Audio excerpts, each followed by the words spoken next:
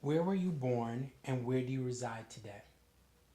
I was born in a small town in North Carolina by the name of Tryon, North Carolina, and I currently reside in Harlem. When you were 12 years old, what did you want to be when you grew up? Actually, when I was 12 years old, I wanted to be a journalist. That was my aspiration. Where were you when you first discovered that you had the capacity to love in a romantic way someone of the same gender? I first realized that I could had probably I was geared toward loving somebody, uh, another male, when I was very young. I can't even remember the age, but I remember in elementary school, first and second grade, me being attracted to boys, and I didn't know what it meant, but I always had this kind of soft spot, if you will, for other guys, and a romantic, if you could say romantic at that age, it was, I was feeling it then.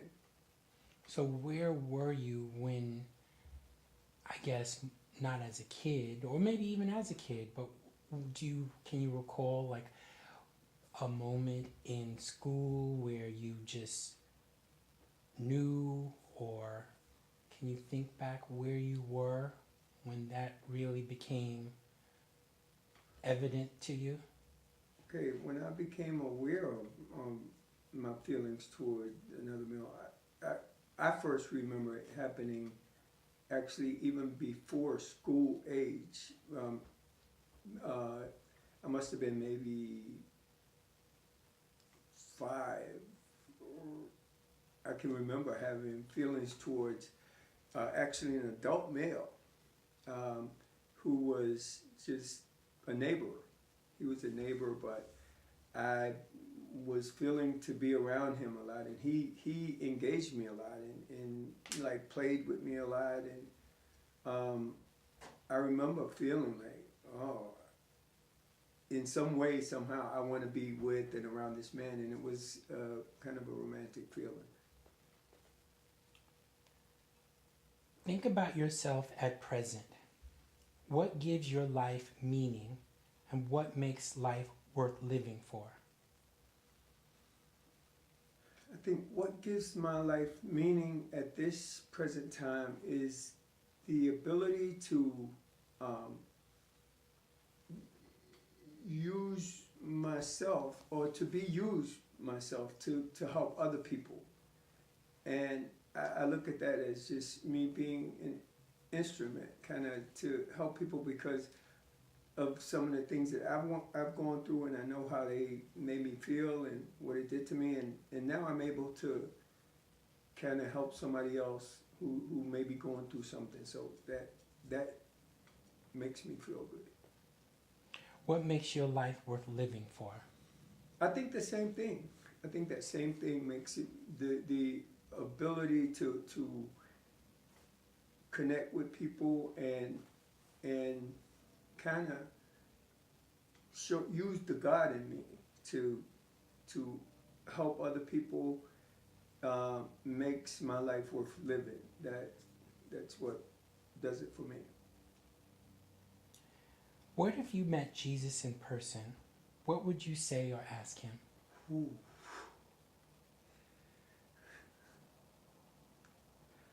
If I met Jesus in person, once I got myself together, I probably would ask him, to teach me, to teach me how to be more like you, and in the way that you did it. How can I even start to do it that way and maintain it? And I would want to know the answer to that. Are there persons who, at early times in your life or in the present, that have been significant in shaping your outlook on life? There have been many people who have been significant in shaping my outlook on life, and I would, if I had to just come up with one right now, I would say my mother, in good and bad ways. I mean, to answer that, because my mother was incredibly homophobic, and she just didn't actually get who I was, and she definitely couldn't accept that. But it made me go into a place where I had to deal with a lot of things just myself, in secret and hiding.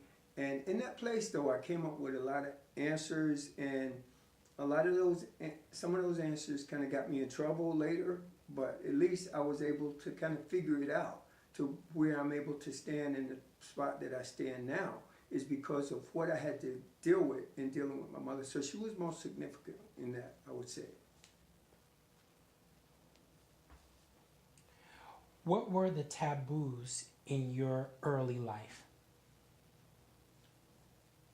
In my early in life, for me, the biggest taboo was homosexuality. That was, I grew up in the rural South in the like straight, that was like ultra, homophobic setting. And so that was a real dirty word. And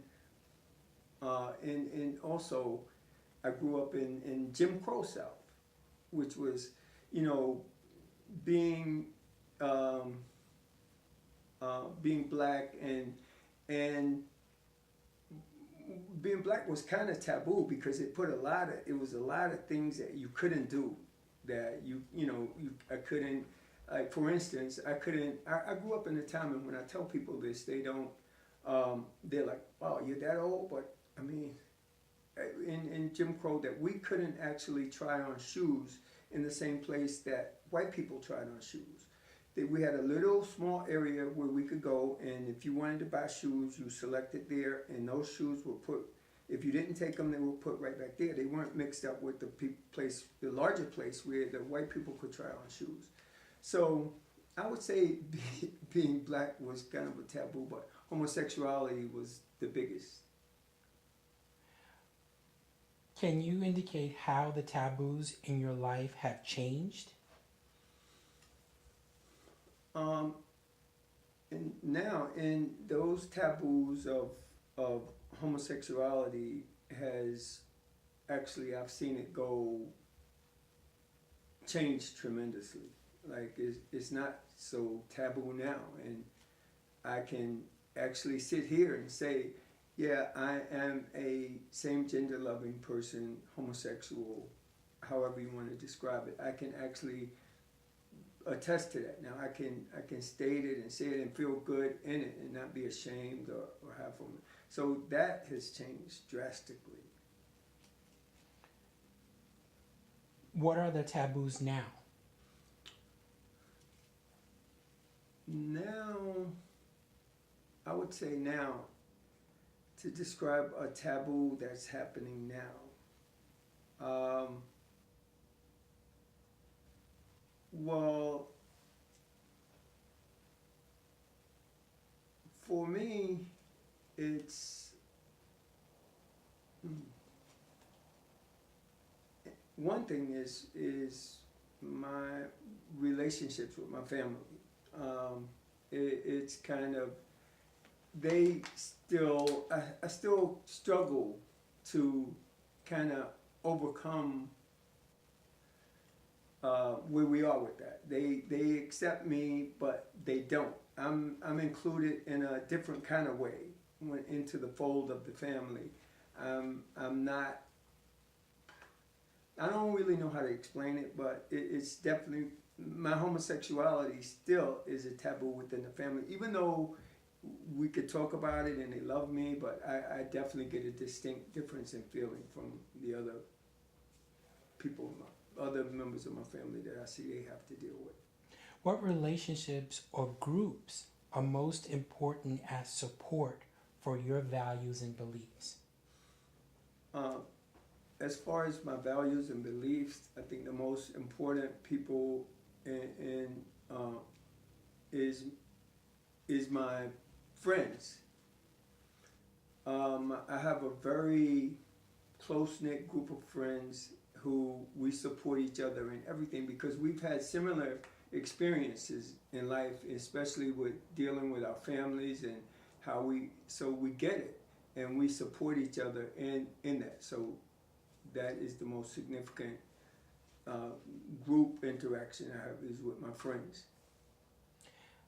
Has faith impacted your journey?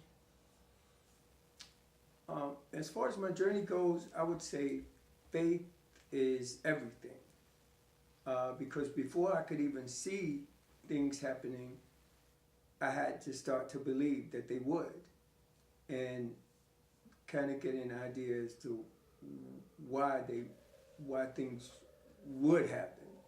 Because there was a time when it was a very dark time, and that's all I could count on was faith that it's going to be better, and it's going to get good, and I went with that, and it did. How has your life or life objective progressed from your youth till now? From being a youth till now, my life has progressed to I'm a man now in every sense of the word.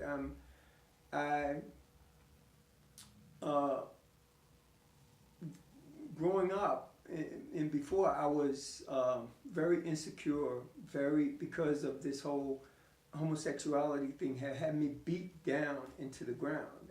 I couldn't believe anything good about myself. And as an adult, I know that I'm a valuable human being, and so that progression from then to now is just totally 360, turned all the way around. I'm a person now. I'm a valuable person.